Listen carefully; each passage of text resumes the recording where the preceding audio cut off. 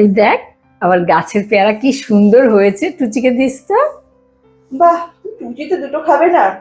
এক কাজ করো না মা, এই যেরকম মাখতে একটু মেখে দাও না। দে তাহলে মেখেই দিচ্ছি। পেয়ারা দুটো ছোট ছোট টুকরো করে কেটে নিয়ে একটা ভাজা মশলা তৈরি করে রাখবো। দুটো শুকনো লঙ্কা, জিরা, গোলমরিচ, মৌরি 1 চামচ করে শুকনো খোলায় ভেজে ঠান্ডা করে নেব। হিং, চিনি, নুন, বিট নুন, আমচুর পাউডার একটা হামানদিস্তায় দিয়ে ভাজা মশলাটা একসঙ্গে গুঁড়ো করে নেব। গুঁড়ো মশলা থেকে ভরা ভরা 2 চামচ আর 2 চামচ কাসুন্দি নিয়ে পেয়ারাটা মেখে নেব। এভাবে কাঁচা আম, পেয়ারা, আমলকি নানান রকমের টক ফল মাখা যায়। যারা ফল খেতে চায় না তারাও কিন্তু এভাবে মেখে দিলে একদম চেটে পুটে খেয়ে নেবে। একবার পরীক্ষা করে দেখবেন, দারুণ ভালো হয়। দেখি খাই।